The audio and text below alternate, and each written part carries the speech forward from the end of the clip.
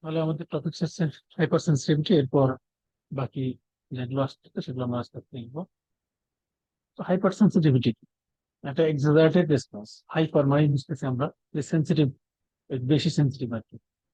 আহ ধরা যাক আমরা কারো অনেক, এমন অনেকেই আছে আমাদের মধ্যে যে পিঠে একটু হাত চাপড় দিলে কিছু মনে করে না, কিন্তু কেউ কেউ আছে এটা খুব খেপে যায়, তাই পিঠে হাত দিলে কেন? এরকম আর কি একটা এক্সাজারেটেড রেসপন্স। এইটা এমন না যে এটা আমার কোনো এন্টিজেন দায়ী। আসলে দায়ী হচ্ছে আমি হোস্ট, আমার নিজের ইমিউনিটি এটার জন্য দায়ী। এটা আসলে হোস্টের মানে ইমিউনি মানে এন্টিজেন পার্টিকেলের কোনো দোষ নাই এখানে। এই এন্টিজেনে আমি সাসেপ্টিবল, আর একজন হয়তো সে এটাতে তেমন কিছু শো করতেছে না। মানে মূল কথা হচ্ছে জেনেটিক ব্যাপারটা এখানে বেশি জড়িত আসলে, যে কে কিভাবে রেসপন্স করবে, কার কোনটা সাসেপ্টিবিলিটি জিন আছে। এটা হার্মলেস সাবস্টেন্স, যেটা সবাই কোনো সমস্যা হচ্ছে না, কিন্তু কারোর শরীরে হচ্ছে সেটাই খুব ক্ষতি করতেছে, এক্সাক্টলি রেসপন্স দিতেছে। এটা হচ্ছে হাইপারসেনসিটিভিটি। তো এটাকে আমরা কমন টার্ম হিসেবে অ্যালার্জি হিসেবে ইউজ করি, allergy reaction. Hypersensitivity exogenous exogenous দিয়ে যে আমরা মার্ক করে দিয়েছি, এক্সোজেনাস ম্যাটেরিয়াল দিয়ে হতে পারে, এন্ডোজেনাস ম্যাটেরিয়াল দিয়ে হতে পারে। এটা আসলে ইমব্যালেন্স আর কি, আমাদের ইমিউন মেকানিজম সেটা যে আমাদের কন্ট্রোল করতেছে, এবং ইফেক্টর মেকানিজম এটা ইমব্যালেন্স হয় আসলে। তো আমরা এই যে লিখে দিচ্ছি সাসেপ্টিবিলিটি জিন, সাসেপ্টিবিলিটি জিনটা হচ্ছে দায়ী আসলে এটা। তো এই চার ধরনের যে হাইপার সেন্সিটিভিটি, এটার আমরা টাইপ গুলো একটু দেখি। আমরা জানি টাইপ 1, টাইপ 2, টাইপ 3, টাইপ 4 এরকম আছে। তো টাইপ 4টা হচ্ছে সেল মেডিয়েটেড। তার মানে আমরা বলেই নিতে পারি বাকি তিনটে হচ্ছে অ্যান্টিবডি মেডিয়েটেড। টাইপ 4টা হচ্ছে সেল মেডিয়েটেড, বাকি সবগুলো হচ্ছে অ্যান্টিবডি মেডিয়েটেড। এখন বাকি সবগুলো অ্যান্টিবডি মেডিয়েটেড হইলেও অ্যান্টিবডি মেডিয়েটেড বলা হয় না আসলে কিন্তু সবগুলো অ্যান্টিবডি মেডিয়েটেড। এটা হচ্ছে প্রথম কথা। তো সাধারণত অ্যান্টিবডি মেডিয়েটেড বলতে আমরা টাইপ 2 কে বুঝি। সাধারণত অ্যান্টিবডি মেডিকেট বলতে টাইপ 2 কে বুঝি, কারণ অন্যগুলো অন্যান্য নাম আছে। তো টাইপ 1 হচ্ছে বলা হয় ইমিডিয়েট হাইপার সেন্সিটিভিটি, মানে যেটা খুব দ্রুত রেসপন্স করে, ইমিডিয়েটলি অ্যাকশনে দেয়, সেটা হচ্ছে টাইপ 1। এখানেও অ্যান্টিবডি লাগে। তাহলে যেটা বললাম ওই কথা, টাইপ 1, 2, 3 তিনটাতে অ্যান্টিবডি লাগে, তিনটা অ্যান্টিবডি মিডিয়েটেড, এটা সত্য। একই সাথে এও সত্য যে অ্যান্টিবডি মিডিয়েটেড টাইপ 2 হচ্ছে নাম, আর একটা বলা হয় অ্যান্টিবডি মিডিয়েটেড। ঠিক আছে, আমি মনে হয় ব্যাখ্যাটা দিতে পারছি। তো টাইপ 1-এ, টাইপ 2-তে কি হয়, এই একটা এন্টিজেন থাকে কোথাও, আমার হয়তো কোনো একটা সেল সারফেসে অথবা এক্সট্রাসেলুলার ম্যাট্রিক্সে কোথাও এন্টিজেনটা বাইন্ড অবস্থায় আছে, সেখানে অ্যান্টিবডি যাবে, সেখানে অ্যান্টিবডি গিয়ে বাইন্ড করবে, তারপর ঘটনা ঘটবে। এটা হচ্ছে টাইপ 2। টাইপ 3টা হচ্ছে আমার সার্কুলেশনেই অ্যান্টিজেন আর অ্যান্টিবডি কমপ্লেক্স হবে, সার্কুলেশনেই। এটা হচ্ছে টাইপ 3। তাহলে তিনটাতেই অ্যান্টিবডি লাগতেছে। এখন আমরা একটু এই প্রতিটা, এই যে আমি মানে পেজটা দেখাচ্ছি, প্রতিটা কথা গুরুত্বপূর্ণ। দেখেন টাইপ 1 এন্টিজেন কি, ফ্রি এন্টিজেন। আমার আসলে যেমন বাইরে থেকে অ্যান্টিজেন আসতেছে, এবং ফরেন অ্যান্টিজেন সেটা কি, যেমন এই যে পোলেন, ডাস্ট, মাইট, এগুলো আমরা বলি না বাইরে থেকে আসতেছে। তো এই যে পেনিসিলিন, আমরা ড্রাগস নিতেছি, এবং এই অ্যান্টিজেনটা তাহলে কি ফ্রি, কোথাও কোনো ওষুধের কোনো কিছুতে বাইন্ড নাই, অ্যান্টিজেন আছে অ্যান্টিজেন। আর অ্যান্টিবডিটা কি, ইমিউনোগ্লোবিন 'ই'। এখানে কোন অ্যান্টিবডি কাজ করে, ইমিউনোগ্লোবিন 'ই'। এটা থাকে কোথায়, ফিক্সড অন মাস্ট সেল অথবা বেজোফিল। মাস্ট সেল অথবা বেজোফিলে ফিক্স থাকে।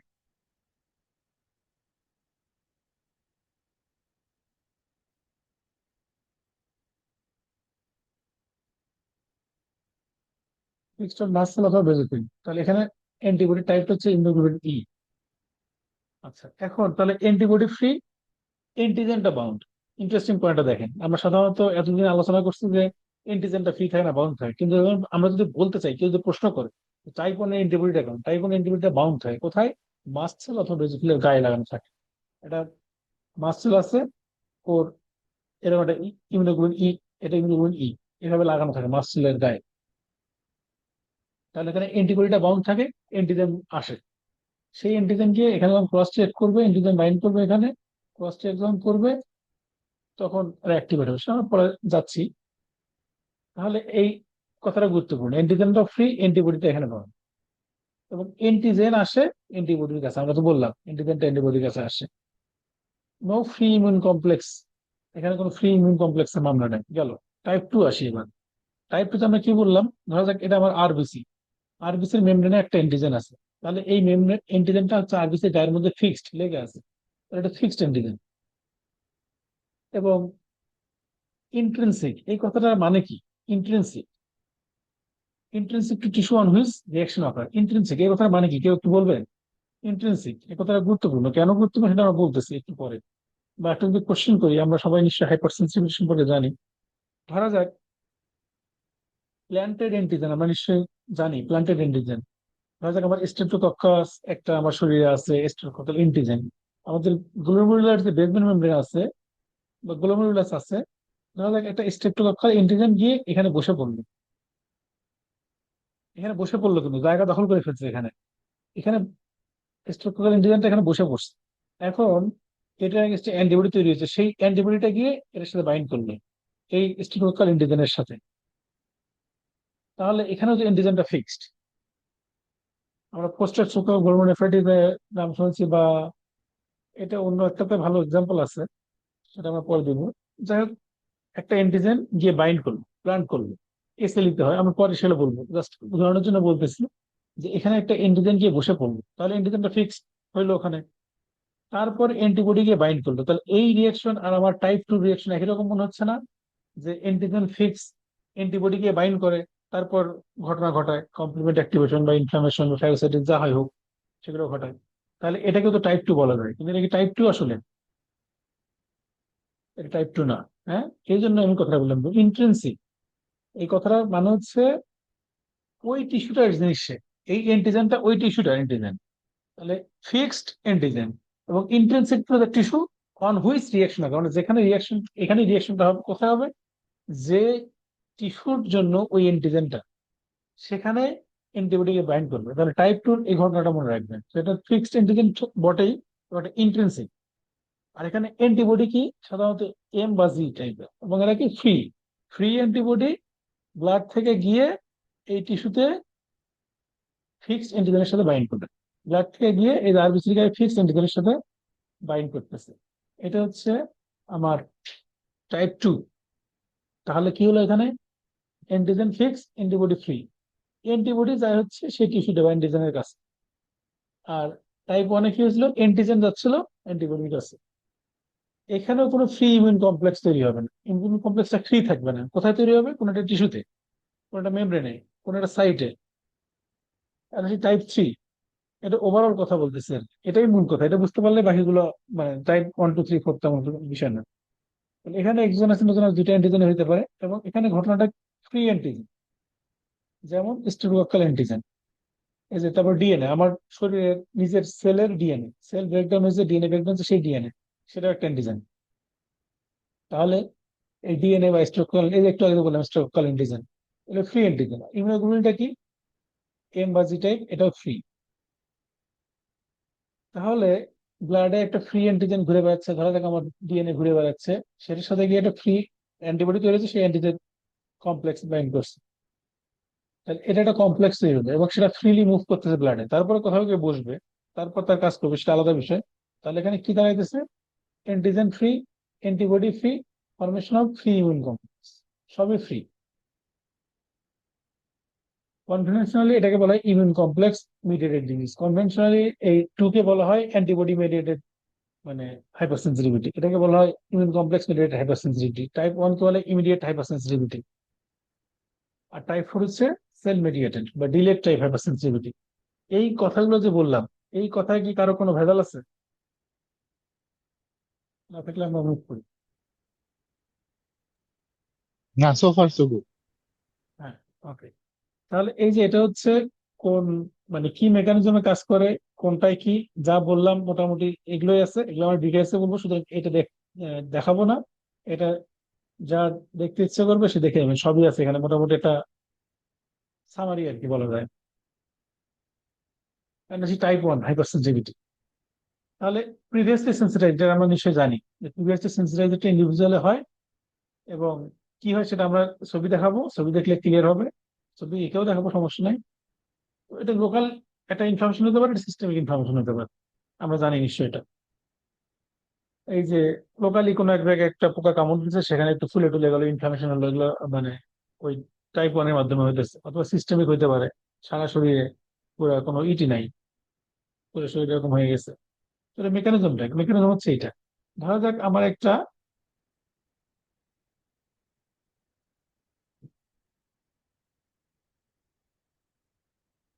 অ্যান্টিজেন, অ্যালার্জেন বা পোলেন, যেটা আমাদের কমনলি হয় আর কি, যেটা দিয়ে। তো পোলেন একটা ঢুকছে, আমি শ্বাস নিলাম, আমার শ্বাসের সাথে ঢুকছে, লাংসে গেছে। তো লাংসে আমরা জানি যে ম্যাক্রোফেজ আছে, অ্যালভিওলার ফ্যাগোসাইট আছে, যেগুলো বলে আমরা, ম্যাক্রোফেজ আছে, ডেনড্রাইটিক সেল আছে। তো সেই ডেনড্রাইটিক সেল দেখেন, এই যে ভিতরে, তার ভিতরে সে এই পোলেনটাকে নিয়ে নিছে। আমরা কি জানি যে এরা অ্যান্টিজেন প্রেজেন্টিং সেল, তারা অ্যান্টিজেনকে প্রেজেন্ট করে। হ্যাঁ, প্রসেস করে ফ্র্যাগমেন্ট বানায়, একটা অ্যান্টিজেন একটা পার্টকে প্রসেস করে টি সেলের কাছে, নাইফ টি সেলের কাছে, আমরা বলছিলাম মনে হয়, হ্যাঁ, নাইফ টি হেল্পার সেল বা টি হেল্পার জিরো, যে এখনো কোনো অ্যান্টিজেনকে দেখেনি চোখে, যে এখনো অ্যাক্টিভ হয় নাই বা কোনো কিছু করে নাই, সে তো টি হেল্পার জিরো, নাইফ সেল, এই যে নাইফ টি সেল। এটা একটা ঘটনা হতে পারে। আবার এই টি সেলটা যখন আমাদের কনভার্ট হয় টি হেল্পার ওয়ানে বা টি হেল্পার টু তে, আমরা জানি এগুলো আগে বলেছি, টি হেল্পার ওয়ানে কেন হবে, টি হেল্পার টু তে কেন হবে। টি হেল্পার টু তে সাধারণত ইন্টারলিউকিন 4 যদি থাকে তার এনভায়রনমেন্টে, তাহলে টি হেল্পার টু তে যায়। ইন্টারলিউকিন 12 যদি থাকে তার এনভায়রনমেন্টে, টি হেল্পার ওয়ানে কনভার্ট হয়, এরকম কথাবার্তা। তো ধরা যাক এই সেলটা টি হেল্পার টু হয়েছে। টি হেল্পার টু হইলে এই সেলটা করবে কি, একটা বি সেলকে অ্যাক্টিভ করবে কি দিয়ে, ইন্টারলিউকিন 4-5 রিলিজ করে, আমরা জানি টি হেল্পার টু। টি হেল্পার টু কি করে, ইন্টারলিউকিন 4, ইন্টারলিউকিন 5 এগুলো রিলিজ করে, এগুলো বি সেলকে অ্যাক্টিভ করতে সাহায্য করে। আরো অনেক কিছু আছে, এগুলো আমরা ডিটেলস বলেছি আগের ক্লাস। তো এখানে একটা কথা, এই যে টি সেলটা কোন বি সেলকে অ্যাক্টিভ করবে, বি সেল তো সারা শরীরে অনেক, কোন বি সেলকে অ্যাক্টিভ করবে? একটা ডেনড্রাইটিক সেল, সে ধরা যাক আমার লাংসের ডেনড্রাইটিক সেল ধরে, সে অ্যান্টিজেনটাকে নিয়ে প্রসেস করে সে প্রেজেন্ট করলো টি হেল্পারের কাছে, নাইফ টি হেল্পার বা টি হেল্পার জিরো। টি হেল্পার হলো টু তে কনভার্ট হলো। টি হেল্পার টু তে কনভার্ট হওয়ার পর সে তো বি সেল একটা অ্যাক্টিভ, সেই বি সেলকে অ্যাক্টিভ করবে যে এই অ্যান্টিজেনকে অলরেডি চেনে। সব বি সেলকে তো সে অ্যাক্টিভ করবে না, সব বি সেলকে অ্যাক্টিভ করে লাভও নাই, করতেই পারবে না, লাভও তো নাই। যে কোনো বি সেলকে অ্যাক্টিভ করলে আমরা কি বলেছি, অ্যান্টিজেনের স্পেসিফিক অ্যান্টিবডি তৈরি হতে হবে, এগুলো সব স্পেসিফিক। এমনি একটা অ্যান্টিবডি তৈরি হলে ওই অ্যান্টিজেনের সাথে বাইন্ড করবে না। তাহলে বি সেল যেটা অলরেডি, এই যে পোলেন, অলরেডি বি সেল এটাকে চিনে, সেই বি সেলকে এই টি সেলটা, টি হেল্পার টুটা, এই বি সেলকে হচ্ছে অ্যাক্টিভ করবে। মানে এই বি সেল তো একটা অ্যান্টিজেন প্রেজেন্টিং সেল, সেও প্রেজেন্ট করবে, সে অ্যাক্টিভ হবে। তাহলে টি হেল্পার টু বি সেলকে অ্যাক্টিভ করবে। একটু জরুরি বলে ফেললাম মনে হয়, পরে যখন দেখবেন সেকেন্ড টাইম তখন হয়তো বুঝবেন, এখন না বুঝলেও। তাহলে মূল কথা হচ্ছে antigen presenting cell antigen present করলো, টি হেল্পার টু কিছু মিডিয়েটর রিলিজ করলো, যেমন ইনলেট 4-5 ওখানে জানি। তারপর কি হয়, কি হবে, বি সেল হবে plasma sell convert, plasma sell থেকে তারা ঠিক করে তৈরি হবে ইমিউনোগ্লোবুলিন। আমরা জানি ইমিউনোগ্লোবুলিন সাধারণত কি তৈরি হয়, ফার্স্ট ইমিউনোগ্লোবুলিন কি তৈরি হয় বলেন?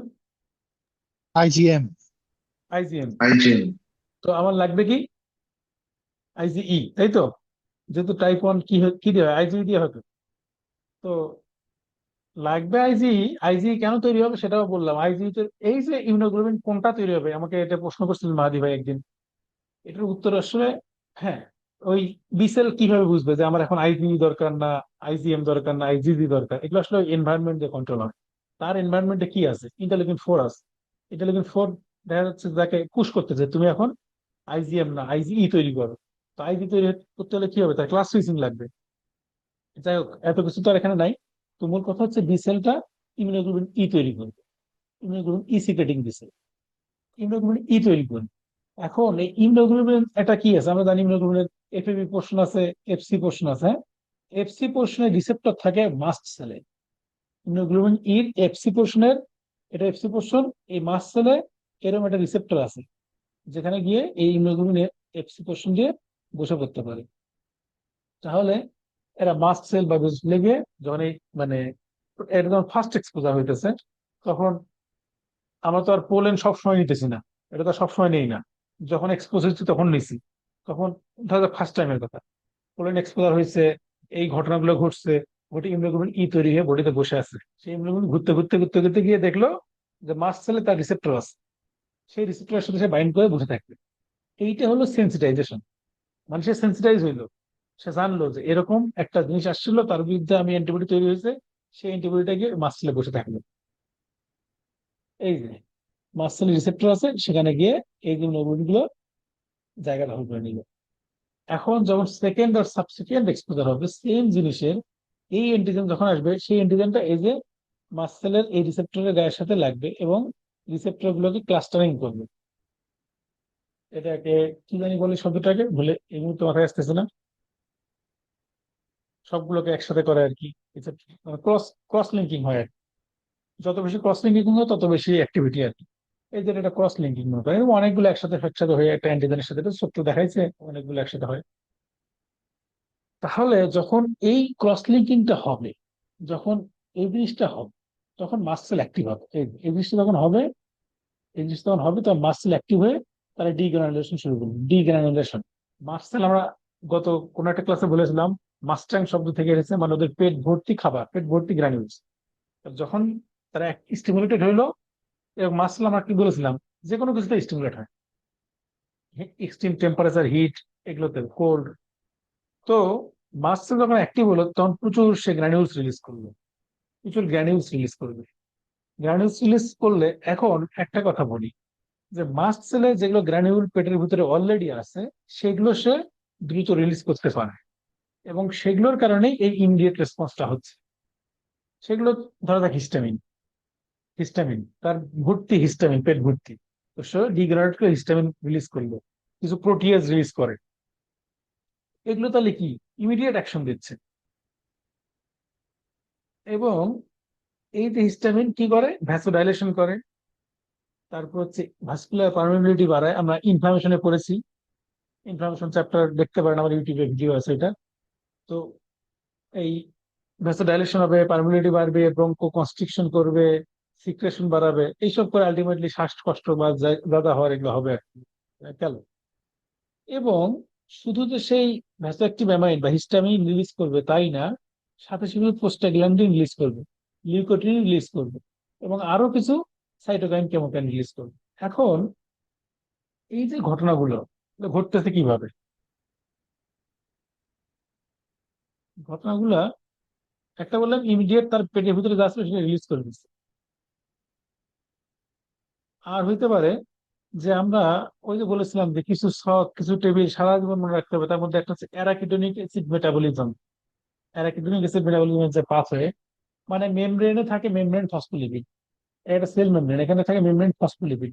এই ফসফোলিপিডটা ফসফোলাইপেজ এনজাইম দিয়ে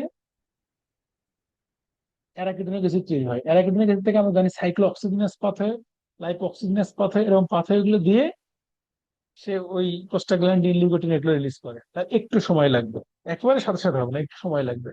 তাহলে দেখেন, এই যখন এই ঘটনাটা ঘটলো, মাসল অ্যাক্টিভ হইলো, তাহলে কি করলো, প্রথম কথা হচ্ছে এই যে ডিগ্রানুলেশন, দ্রুত যা ছিল পেটের মধ্যে রিলিজ করে দিল। আর কি করতে পারে, মেমব্রেন ফসফোলিপিড কে ব্রেক ডাউন করে অ্যারাকিডোনিক অ্যাসিড তৈরি করতে পারে।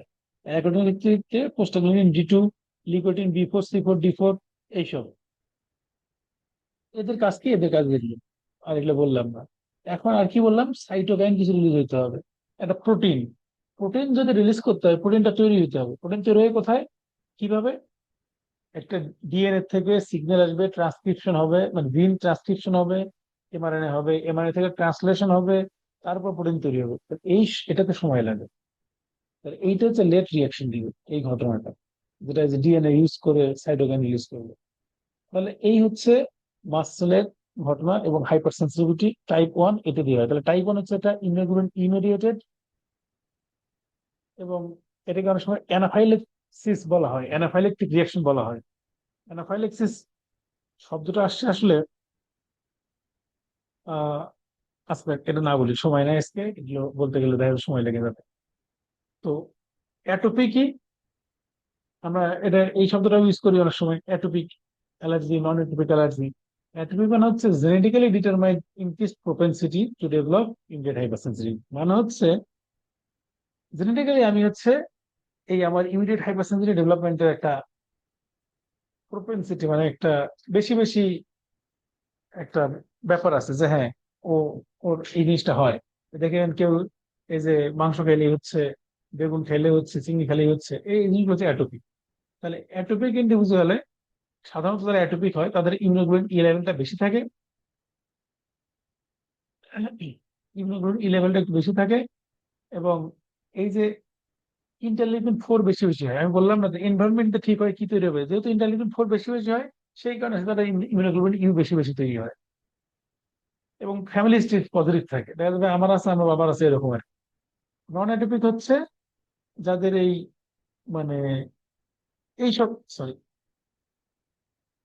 এই মানে জেনেটিক্যালি ডিটারমাইন্ড এরকম কিছু না, এই যে এক্সট্রিম টেম্পারেচার এক্সারসাইজ এইসব দিয়ে যদি হয় আর কি, সেই ঘটনাটা হচ্ছে নন অ্যাটোপিক্যাল। আচ্ছা, টাইপ 2 হাইপার সেন্সিটিভিটি। টাইপ 2 আমরা বলেছিলাম কি যে এ বি এই সরি টাইপ 1 2 3 সব তিনটাই অ্যান্টিবডি মিডিয়েটেড, কিন্তু অ্যান্টিবডি মিডিয়েটেড এটাকে বলা হয় আর কি। তাহলে এখানে আমরা সব বলেছি এগুলো যে অ্যান্টিজেন একটা জায়গায় ফিক্স থাকে, ফ্রি অ্যান্টিজেন গিয়ে সেখানে বাইন্ড করে, তারপর হচ্ছে অ্যান্টিজেন অ্যান্টিবডি বাইন্ড করলে অনেকগুলো ঘটনা ঘটে। আপনাদের কিছু মনে আছে কি কি ঘটনা ঘটতে পারে একটু একটু বলবেন? ধরো যাক আমার এটা গ্লোমেরুলার বেসমেন্ট মেমব্রেন বা আরবিসি মেমব্রেন, এখানে একটা অ্যান্টিজেন আছে, হ্যাঁ, বললাম এটা এগুলো অ্যান্টিজেনের অ্যান্টিজেন হিসেবে কাজ করতে সেলফ অ্যান্টিজেন। এরপর আমার এখানে অ্যান্টিবডিকে বাইন্ড ক্রস রিঅ্যাক্ট করছে।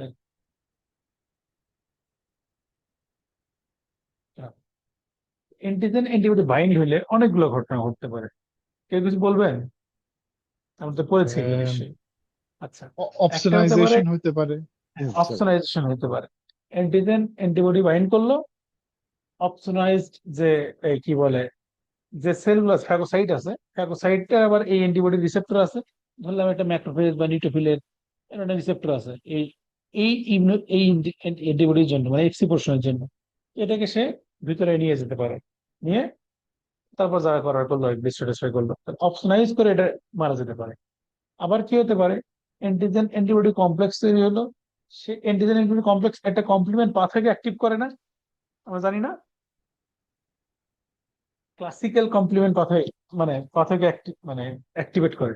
ক্লাসিক পাথওয়ে যদি অ্যাক্টিভ হয়, আমরা জানি কমপ্লিমেন্ট পাথওয়ে অ্যাক্টিভের লাস্টে একেবারে শেষে গিয়ে কি তৈরি হতে পারে, membrane attack complex. Membrane attack complex, membrane attack করতে পারে, করে ডিস্ট্রয় করতে পারে। তাহলে এটা একটা হতে পারে। আবার দেখেন এই যে অ্যান্টিজেন অ্যান্টিবডি কমপ্লেক্স তৈরি হইলো, এই অ্যান্টিবডির যে এফসি ফ্র্যাগমেন্ট, ওটার রিসেপ্টর আছে ন্যাচারাল কিলার সেলে, এনকে সেল বলি। ন্যাচারাল কিলার সেল বাইন্ড করে এটার সাথে, আমরা এটা বলেছি ন্যাচারাল কিলার সেলের ফাংশনে।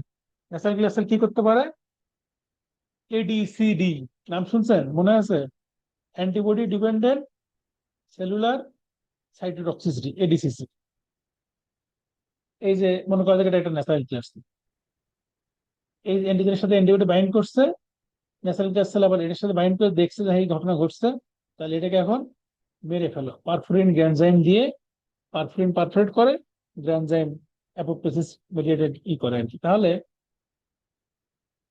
এটা হতে পারে অ্যান্টিবডি ডিপেন্ডেন্ট সেলুলার সাইটোলজিস। এটা হচ্ছে অ্যান্টিবডি ডিপেন্ডেন্ট সেলুলার, কি কেন? কারণ অ্যান্টিজেন ছিল, শুধু অ্যান্টিজেন কিনা সাইটোলার সেল কিন্তু চিনতো না, যখন অ্যান্টিবডি বাইন্ড করছে সেই অ্যান্টিবডিকে চিনে হচ্ছে এনকে সেল। তাহলে এরপর এনকে সেল বাইন্ড করে সেই অ্যান্টিজেনকে ডিস্ট্রয় করতে। তাহলে অ্যান্টিবডি যেহেতু লাগতে হচ্ছে অ্যান্টিবডি ডিপেন্ডেন্ট সেলুলার সাইটোটক্সিসিটি, সেলুলার জন্য তো সাইটোটক্সিক, এইরকম একটা ঘটনা ঘটতে পারে। আর কি ঘটতে পারে, এই যে অ্যান্টিজেন অ্যান্টিবডি বাইন্ড করলো, আমরা যে বললাম কমপ্লিমেন্ট পাথওয়েকে অ্যাক্টিভ করে, কমপ্লিমেন্ট পাথওয়েকে অ্যাক্টিভ করে। কমপ্লিমেন্টের আমরা প্রসেস গুলো যদি দেখি, ধরো ক্লাসিক্যাল পাথওয়েটা অ্যাক্টিভ হলো, ক্লাসিক্যাল পাথওয়ের একটা প্রসেস হলো C3, তাই না? মানে সবার যেখানে এটা কমন জায়গা C3, C3 অ্যাক্টিভ হয়, C3 কে ভেঙে করে C3A C3B, নাকি C3B একটা অপশন। তাহলে C3B আবার অপশনাইজেশনে কাজ করতে পারে, করে সেটা ফ্যাগোসাইটোসিস করতে পারে, এটা হতে পারে। আর কি হতে পারে, C3A, C3A ইনফ্লামেশন করে, ইনফ্লামেশনে হেল্প করে, অ্যানাফাইলেক্সিসে হেল্প করে। C3A, C5A এরা কেমোট্যাক্সিসে হেল্প করে, অ্যানাফাইলেক্সিসে হেল্প করে। তাহলে মানে কি, কেমোট্যাক্সিস মানে কি, কেমিক্যালি যে সাবস্টেন্সটা ট্যাক্সির মতো করে কাউকে ডেকে নিয়ে আসে, টেনে নিয়ে আসে, হলো কেমোট্যাক্সিস। তার মানে এরা এমন কেমিক্যাল যেটা আরেকজনকে টেনে নিয়ে আসে, কাকে টেনে নিয়ে আসে, ইনফ্লামেটরি সেল, নিউট্রোফিল, মনোসাইট, মনোসাইটটা পড়লে ম্যাচ হয়ে যায়, এদেরকে কেমোট্যাক্সিস করে, তাহলে ওরা এসে ইনফ্লামেটরি ঘটনা ঘটাবে। তাহলে এইটা একটা ঘটনা ঘটতে পারে। তাহলে আর কি হতে পারে, এই যে অ্যান্টিজেনের অ্যান্টিবডি তৈরি হইলো, এই অ্যান্টিবডি গিয়ে সেই অ্যান্টিজেনের বা যে সাইটটা সেটাকে ব্লক করে দিতে হবে। সেটা আমরা একটু পরে বলবো, ব্যাখ্যা দিতে হবে, এই জন্য এখন বলতেছি না। তো এই ঘটনাগুলো ঘটে। তাহলে অনেকগুলো ঘটনা বললাম। হ্যাঁ, সেই ঘটনাগুলো আমরা একটু ছবিতে দেখি, তাহলে মনে থাকবে। এর মুখে বলেছি, মনে থাকার সম্ভাবনা কম। ছবিটা মানে অস্পষ্ট, কিন্তু আমরা এটা হচ্ছে একটা ভালো ছবি।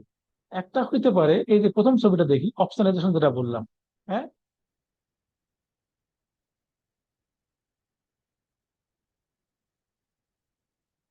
এই যে আমার হচ্ছে দেখতে পাচ্ছি যে C3b কমপ্লিমেন্ট, তারপরে যে কমপ্লিমেন্ট যেটা অপশনাইজ করছে এটা রিসেপ্টর আছে, বা এই যে অ্যান্টিজেনের সাথে এই যে একটা অ্যান্টিবডি লাগছে, এগুলো হচ্ছে অপশনাইজেশন করছে। তাহলে অপশনাইজেশন করার পর ফ্যাগোসাইটিক সেলে সেই রিসেপ্টর আছে, বাইন্ড করে এই যে ফ্যাগোসাইটোসিস করে মেরে ফেলছে।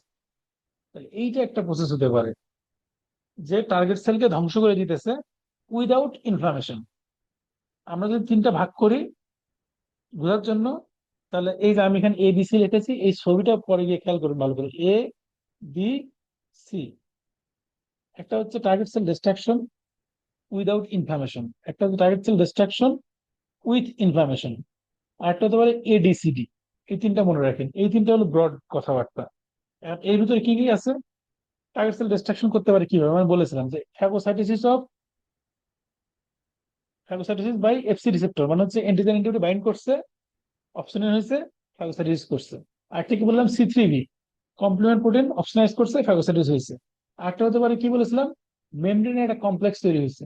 বললাম না যে কমপ্লিমেন্ট অ্যাক্টিভিটি আলটিমেটলি কি মেমব্রেনে একটা কমপ্লেক্স তৈরি হয়েছে, সে ডিস্ট্রয় করছে। আরেকটা কি হতে পারে, ADCC বললাম না, অ্যান্টিবডি ডিপেন্ডেন্ট সেলুলার সাইটোটক্সিসিটি, অ্যান্টিজেনের সাথে অ্যান্টিবডি বাইন্ড করছে, ন্যাথাইকুলার সেল আসছে, আসার পর এটাকে ডিস্ট্রয় করছে। এই ঘটনাগুলো ইনফ্লামেশন ছাড়া, আলাদা আলাদা হচ্ছে না কিন্তু সব একসাথে করে দেখাইলাম আর কি। আর কি হতে পারে, ওই যে কমপ্লিমেন্ট অ্যাক্টিভেশনের পাথের মধ্যে C3a C3 C5a, এরা অ্যাক্টিভ হয়ে এই যে ইনফ্লামেটরি সেলগুলোকে টেকে নিয়ে আসতে পারে, ইনফ্লামেশন করতে পারে, ডিস্ট্রাকশন করতে পারে। তাহলে একটা ইনফ্লামেশন দিয়ে হইতে পারে। আর কি বললাম, একটা আলাদা একটা ADCD, অ্যান্টিবডি মিডিয়েটেড বা ডিপেন্ডেন্ট সেলুলার ডিসফাংশন। মনে রাখার জন্য আমি ADCD বলেছি আর ADCC বলেছি। তাহলে অ্যান্টিবডি মিডিয়েটেড সেলুলার ডিসফাংশন বা অ্যান্টিবডি ডিপেন্ডেন্ট সেলুলার ডিসফাংশনটা কি? ধরা যাক এই যে আমরা এখানে একটা ছবি দেখি, এই ছবিটা আমরা সবাই জানি নিউরোমাসকুলার জাংশন না? নিউরোমাসকুলার জাংশন মানে কি, নিউরনের একটা এন্ড আর এটা হচ্ছে মাসলের এন্ড, যেখানে লাস্ট মিলছে আর কি। তো নিউরন রিলিজ করতেছে এসিটাইল কোলিন, এসিটাইল কোলিনের রিসেপ্টর আছে এই মাসলের ভিতরে, এসিটাইল কোলিনটা সেখানে বাইন্ড করে তারপর অ্যাকশন করে। তো যদি কোনো একটা অ্যান্টিবডি তৈরি হয় এসিটাইল কোলিন রিসেপ্টরের এগেইনস্টে, এসিটাইল কোলিনের রিসেপ্টর আছে, ধরলাম এটা এসিটাইল কোলিন রিসেপ্টর, এই রিসেপ্টরের এগেইনস্টে অ্যান্টিবডি তৈরি হয়েছে, সেই অ্যান্টিবডিটা করছে কি, এই রিসেপ্টরের সাথে বাইন্ড করছে, বাইন্ড করে রিসেপ্টরকে ব্লক করে দিচ্ছে। তাহলে আর কাজ হবে? ডিসফাংশনাল হলো সেলে, সেল তো ঠিক মতো ফাংশন করতে পারবে না। এটা হচ্ছে অ্যান্টিবডি মেডিয়েটেড সেলুলার ডিসফাংশন। অথবা এই যে আরেকটা ছবি আছে দেখেন, থাইরয়েড সেলে TSH রিসেপ্টর এগেইনস্ট অ্যান্টিবডি তৈরি হয়েছে, সেই TSH সাথে থেকে বাইন্ড করছে। এটা একটু ঘটনা আলাদা, এটা কিন্তু আবার ওই কি বলে, যেমন গ্রেভস ডিজিজে TSH রিসেপ্টরের সাথে বাইন্ড করে সে আরো বেশি বেশি স্টিমুলেট করে। মূল কথা হচ্ছে এটাও ডিসফাংশন। তাহলে এরকম হইতে পারে। হ্যাঁ, এটা কি ক্লিয়ার? টাইপ 2 কি ক্লিয়ার? না হলে আমাকে বলতে পারেন, আমি আবার বলবো।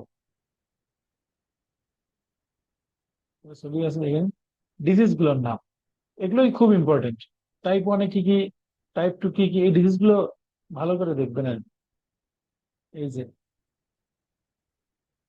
এই যে টার্গেট অ্যাকশন মেকানিজম মোটামুটি একটু শর্টে লেখা আছে, রবিনসন ছবি এটা। তো এই যে autoimmune haemolytic anaemia, autoimmune haemolytic anaemia মানে আমার রেড ব্লাড সেলের অ্যান্টিজেন, সে এখন আমার সেলফ অ্যান্টিজেন, মানে সেই তার আগে তো আমার টলারেন্স থাকার কথা, কিন্তু সেটা যে কোনো কারণে হোক টলারেন্সটা ভেঙে গেছে। তাহলে সেই অ্যান্টিজেনের এগেইনস্টে অ্যান্টিবডি ডেভেলপ করছে।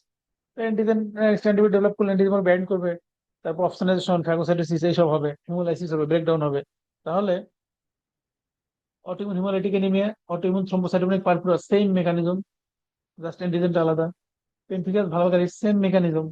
ওই স্কিনের ডেজমোগ্লিনের কত জটিল কথা যাচ্ছে হচ্ছে না, দেখতে নিতে গেলে দেখে নিন।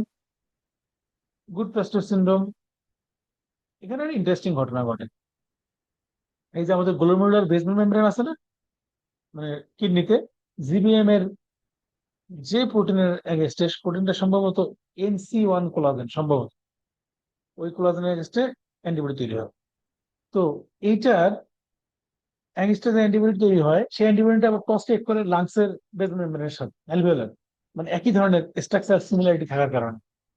তো সে কিডনিতে ড্যামেজ করে, লাংসে ড্যামেজ করে। কিডনিতে দেখা যায় হেমাসুরিয়া পাওয়া যাচ্ছে, লাংসে দেখা যায় হিমোপ্টাইসিস পাওয়া যাচ্ছে, মানে কফের সাথে ব্লাড আসতেছে, প্রসাবের সাথে ব্লাড যাচ্ছে, দুটো একই সাথে ঘটনা ঘটে এই গুড প্যাস্টোর সিনড্রোম। আচ্ছা, অ্যাকিউট রিউমেটিক ফিভার, এটা তো ক্লাসিক, এটা তো আমরা সবাই জানি মোটামুটি না, যে স্ট্রেপ্টোকক্কাল সোর থ্রোট হয়েছে বা স্কিন ইনফেকশন হয়েছে, স্ট্রেপ্টোকক্কাল অ্যান্টিজেনের এগেনস্টে অ্যান্টিবডি তৈরি হয়েছে। স্ট্রেপ্টোকক্কাল সেল ওয়ালে থাকে এম প্রোটিন, সেই এম প্রোটিনের এগেনস্টে আমার অ্যান্টিবডি তৈরি হয়েছে। যেই এম প্রোটিনের এগেনস্টে অ্যান্টিবডি তৈরি হয়েছে, সেই এম প্রোটিনের মতো আমার শরীরের কিছু স্ট্রাকচার আছে যাদের সিমিলারিটি আছে। এই সিমিলারিটি থাকার কারণে অ্যান্টিবডিটা ক্রস রিয়েক্ট করে। ক্রস রিয়েক্ট মানে সে এম প্রোটিনের সাথে লাগতেছে, আবার আমার শরীরের যেসব জায়গায় সিমিলারিটি আছে, এরকম টিস্যু আছে, ওই টিস্যুগুলোকেও সে মনে করতেছে এম প্রোটিন, সে ওগুলোতে গিয়েও বাইন্ড করতেছে। সেটা কই কই আছে, যেমন জয়েন্টে, ব্রেনে, এই যে আমরা যে মেজর ক্রাইটেরিয়া বলি রিউমেটিক ফিভারে, প্যানকার্ডাইটিস, মাইগ্রেটরি পলিআর্থ্রাইটিস না, হ্যাঁ, এই তো। তারপর হচ্ছে স্যাডেনামস কোরিয়া, ইথিওম মার্জিনেটাম বা ইথিওমাটাস নোডু, তারপর স্যাডেনাম, হ্যাঁ এগুলো আর কি। তো যেখানে যেখানে যেখানে সেই এই জিনিসগুলো পায়, সেখানে গিয়ে জমা হয়, সেখানে রিয়াকশন রিয়াকশন হয়। সরি, মাইসথিনিয়া গ্রাভিস, আমরা এটা বললাম স্টাইল কোলিন রিসেপ্টরের কথা, একটু আগে এক্সাম্পল দিলাম। গ্রেভ ডিজিজ, এটাও বললাম একটু আগে, TSH রিসেপ্টরের কথা। ইনসুলিন রেজিস্ট্যান্স ডায়াবেটিস, একই ঘটনা, ওই রিসেপ্টর গিয়ে ব্লক করে দেয়। পার্নিশিয়াস এনিমে, ওই একই ঘটনা ইন্টেন্সিভ ফ্যাক্টরের সাথে। দেখে নিন কোনটা কি আছে এখানে, তার মানে এটা বলা লাগবে না। টাইপ 3 আসি। তো টাইপ 3 আমরা কথা বলেছি কি, যে সার্কুলেটিং, মানে free antigen, free antibody bind করছে, করার পর তারা গিয়ে অন্য কোথাও ঘর পাচ্ছে, মানে বসতি স্থাপন করছে। এটা হচ্ছে টাইপ 3। তো অ্যান্টিজেন অ্যান্টিবডি কমপ্লেক্সটা ফ্রি, তারা গিয়ে ডিপোজিট করতেছে, তারপর সেখানে হয়তো কমপ্লিমেন্ট অ্যাক্টিভ হইতেছে বা আদার আদার যা যা হওয়ার ঘটনা তা হইতেছে। এবং sorry, এখানে দেখেন, এই যে activation of classical pathway of complement, তারা ক্লাসিক্যাল পাথওয়ে অ্যাক্টিভ করতে পারে। তারপর হচ্ছে PMNs R attracted by C5, মানে হচ্ছে ওই যে ইনফ্লামেশন ঘটাইতে পারে, যেটা হয় সাধারণত ইনফ্লামেশন এন্ড টিস্যু ইনজুরি। আমরা যখন আমরা পড়বো ওই যে AGN, অ্যাকিউট গ্লোমেরুলার নেফ্রাইটিস, তো এখানে এই ইনফ্লামেশনটা ভালো মতোই ঘটে। এবং একটা কথা দেখেন লিখে দিই, ফ্রাস্ট্রেটেড ফ্যাগোসাইটোসিস, এটা হয়। ফ্রাস্ট্রেটেড ফ্যাগোসাইটোসিস কি কেউ জানেন, কোন আইডিয়া আছে? ফ্রাস্ট্রেটেড ফ্যাগোসাইটোসিস, আচ্ছা, এটা সাধারণত টাইপ 3 না এর ক্ষেত্রে হয়। হ্যাঁ বলেন, বলতে চাইলে বলেন। শুনি নাই কখনো, সরি। আচ্ছা,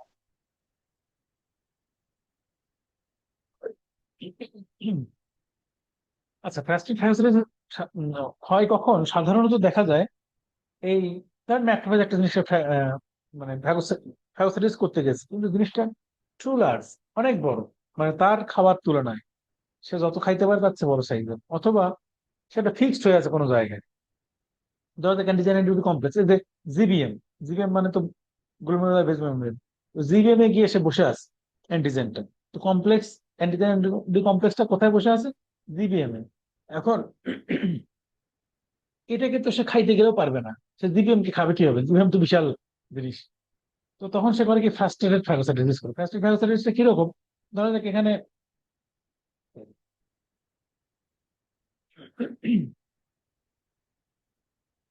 ধরো দেখ এটা সারফেস, এখানে অ্যান্টিজেন কমপ্লেক্স, তো কোট করছে আর কি অ্যান্টিবডি। তো ম্যাক্রোফেজ এটাকে খাইতে গিয়ে দেখলো যে এটা তার খাওয়া সম্ভব না, অনেক বড়। সে তখন এটার উপর নিজের শরীরটা সেলেক্ট টেলেক্ট দিয়ে সে পুরাপুরি তার যত আর্সেনাল ছিল তার ভিতরে মানে যত জিনিসপত্র যা আছে, মানে তার প্রোটিয়াস মোটেজ যে সব এনজাইম ডিস্ট্রাকটিভ এনজাইম সব রিলিজ করে দেয় ঘুমায়, যে যখন পারলামই না খাইতে তুই মর, সবকিছু তার রিলিজ করে দেয়। এটা হচ্ছে ফ্রাস্ট্রেটেড ফ্যাগোসাইটোসিস। মানে ফ্যাগোসাইটোসিস করতে পারেন, ফ্রাস্ট্রেটেড হয়ে সে তখন তার মিডিয়েটর সব রিলিজ করে দিচ্ছে, তাহলে ইনজুরি আরো বেশি হবে। এখন এই যে হচ্ছে তার মেকানিজম। ধরা যাক যে অ্যান্টিজেন অ্যান্টিবডি কমপ্লেক্স তৈরি করছে ব্লাডে, এরপর গিয়ে ভেসেলের ওয়ালে লাগছে। ভেসেলের ওয়ালে লাগে সেখানে সেখানে হয়তো কমপ্লিমেন্ট অ্যাক্টিভ করছে, কমপ্লিমেন্ট মিডিয়েটেড লাইসিস টাইসিস হইতেছে, বা ওই যে ইনফ্লামেটরি সেলকে ডেকে নিয়ে আসছে, তারা লাইসিস করতে, তাহলে ভাস্কুলাইটিস হতে পারে। এই যে এই ছবিটাই জাস্ট এই পাশেও দেওয়া আছে, এটা মনে হয় না আর বুঝতে ঝামেলা আছে। ডিজিজ গুলো কি? আচ্ছা, এখানে একটা কথা বলা নেই, স্যাম সিকনেস আর আর্থাস রিয়াকশন বলবো, আচ্ছা ঠিক আছে। এই যেমন এসএলই, এসএলইটা হচ্ছে কমন, মানে কমন এক্সাম্পল হিসেবে ব্যবহার করা হয়। টাইপ 3 হচ্ছে এসএলই, তার পোস্ট স্ট্রেপ্টোকক্কাল গ্লোমেরুলোনেফ্রাইটিস। আমি এটাই বললাম যে প্ল্যান্টেড যে অ্যান্টিজেন, মানে প্ল্যান্ট হয়েছে আমার স্ট্রেপ্টোকক্কাল শরীরে ঢুকছে, এই অ্যান্টিজেনটার বিরুদ্ধে অ্যান্টিবডি তৈরি হয়ে গিয়ে ডিপোজিট করতে পারে, এটা তো হইলই। আর একটা হলো এই অ্যান্টিজেনটা গিয়েই আমার জিবিএম এ বৈশা পড়ছে, প্ল্যান্ট হয়েছে অ্যান্টিজেনটা, এই যে প্ল্যান্টেড অ্যান্টিজেন, এরকম হইতে পারে। এই জন্য বললাম যেহেতু এটা ইন্ট্রিনসিক না, সুতরাং এটা টাইপ টুর মতো দেখাইলেও এটা টাইপ 2 না, টাইপ 3, কারণ অ্যান্টিজেনটা অন্যজনের। আর টাইপ 2 তে কি অ্যান্টিজেন নিজের, ইন্ট্রিনসিক। তো এগুলো একটু দেওয়া আছে কিভাবে হয়, একটু দেখে নেন। যেমন রিঅ্যাক্টিভ আর্থ্রাইটিস, সেরাম সিকনেস আর্থ্রাইটিস আমি পরে বলতেছি।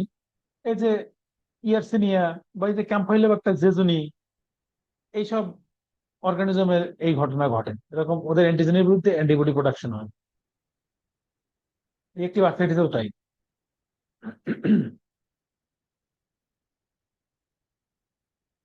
সিস্টেমিক কিছু ডিজিজ আছে, তারপর হচ্ছে লোকাল, মানে সিস্টেমিক রিয়াকশন করতে পারে, লোকাল রিয়াকশন করতে পারে। কিন্তু সারা শরীর জুড়ে হয়, ইমিউন কমপ্লেক্স সারা শরীরে বিভিন্ন জায়গায় ছড়ায় ছিটায় বসে পড়ছে, এটাকে আমরা বলবো সেরাম সিকনেস। ধরা যাক পুরো সেরাম জুড়েই সবখানে, এটা বুঝাচ্ছি। আর আর্থাস রিয়াকশন হচ্ছে লোকাল রিয়াকশন, যদি হয় এই টাইপ 3 মাধ্যমে, সেটা হচ্ছে আর্থাস রিয়াকশন। আর্থাস মানে কোনো সম্পর্ক নাই আসলে, আর্থাস ওই ডাক্তারের নাম আর কি, যে আবিষ্কার করছে সে। তাহলে লোকালাইজড যদি হয়, এই যে লোকালাইজড রিয়াকশন যদি হয় তাহলে হচ্ছে আর্থাস রিয়াকশন। আর সিস্টেমিক যদি হয় তাহলে সেরাম সিকনেস। এগুলো সহজ কথা। তো আর্থাস রিয়াকশন এক্সাম্পল কি? যেমন এই যে ফার্মাস লাং, শুধু লাংসে হইতেছে, এই cheese worker's lung, woodworker's, witness lung, ওই স্পেসিফিক জায়গায়। Serum sickness whole body.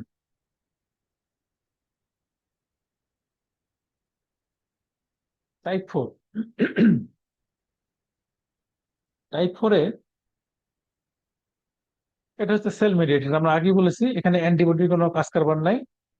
তো CD4 CD8 দুই ভদ্রলোকই এটাতে কাজ করে। No role of antibody, environmental হতে পারে, সেলফ অ্যান্টিজেন হতে পারে। ডিলেট বলা হয় কেন? কারণ শুরু হয় দেরিতে, থাকে অনেকদিন, হ্যাঁ, ডিলেট টাইপ বলা হয়। এই যেখানে এক্সাম্পল গুলো আছে, rheumatoid arthritis, multiple sclerosis, inflammatory bowel disease.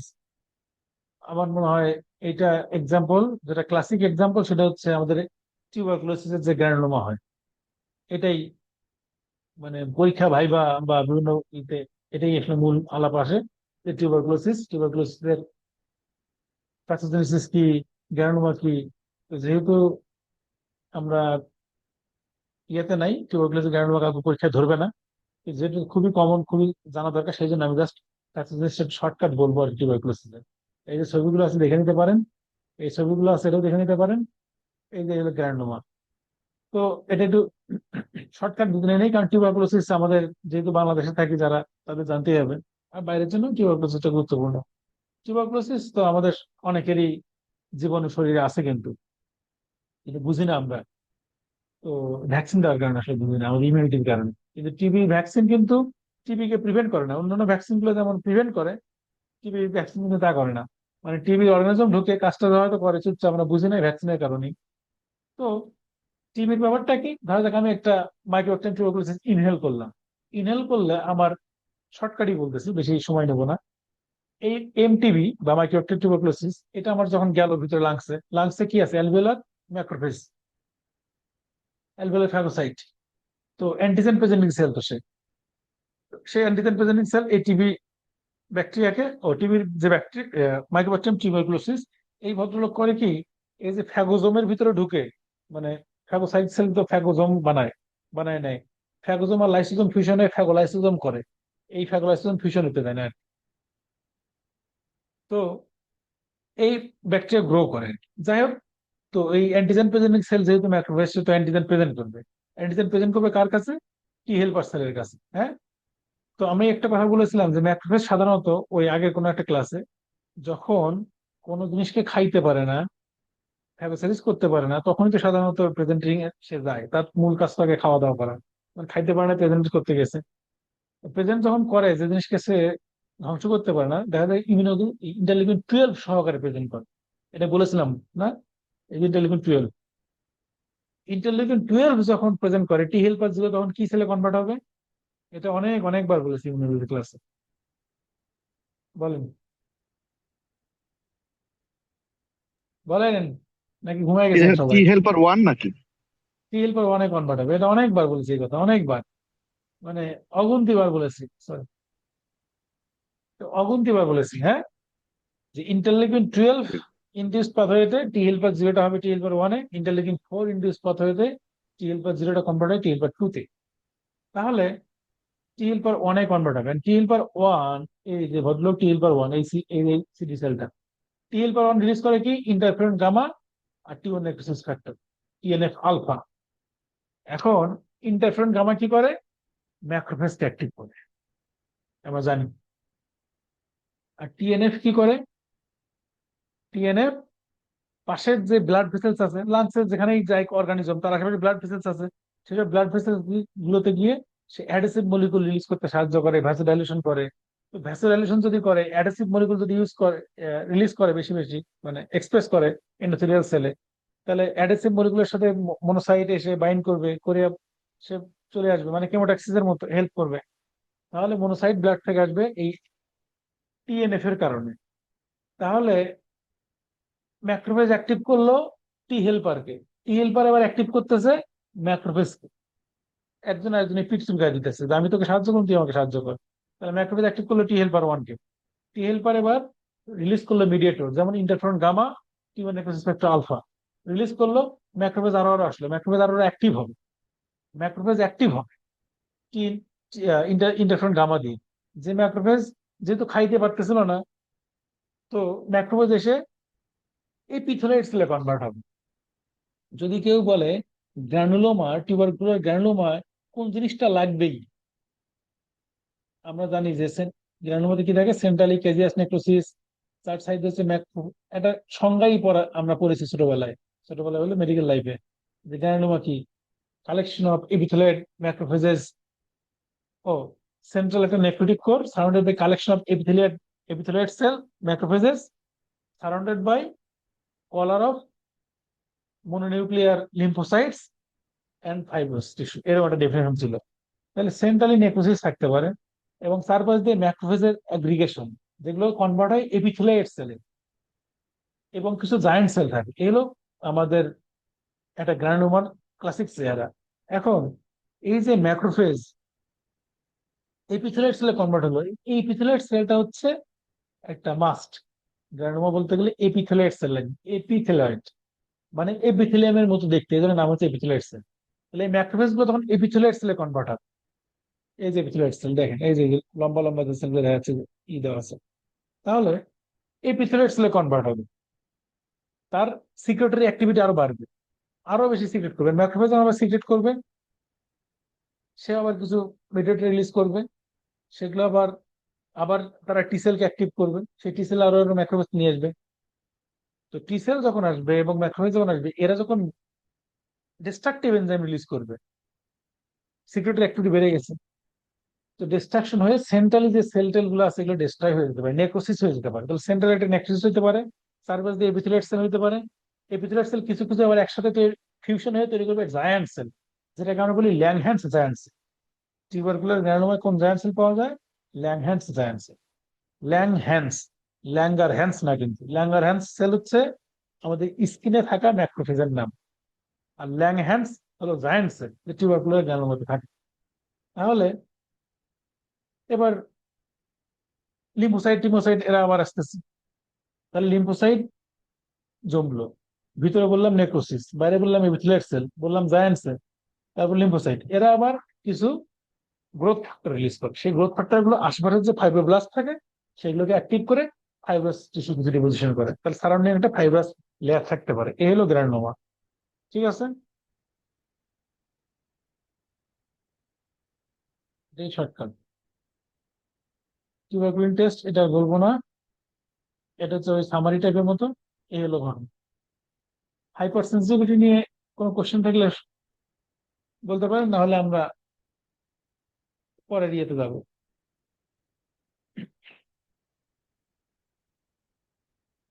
ভাই কোনো কোশ্চেন আছে? আমরা কি আগাবো? না। হ্যাঁ, হ্যাঁ। হুম, তাহলে থ্যাংক এখন ইউ। টলারেন্স এবং অটোইমিউন ডিজিজ। টলারেন্স নিয়ে কিন্তু আমরা বলেছি এর আগে, ওই যখন আমরা বিসেল টিসেল বললাম না, টিসেল ডেভেলপমেন্ট, ওই যে clonal deletion, positive selection, negative selection, এগুলো কিন্তু মনে আছে, ক্লাস করলে মনে আছে। এখন এখানে আমরা এত ডিটেলসে যাইতে পারবো না, কিন্তু আমরা বলবো যে কিভাবে হয়। অটো ইমিউনিটিটা কি?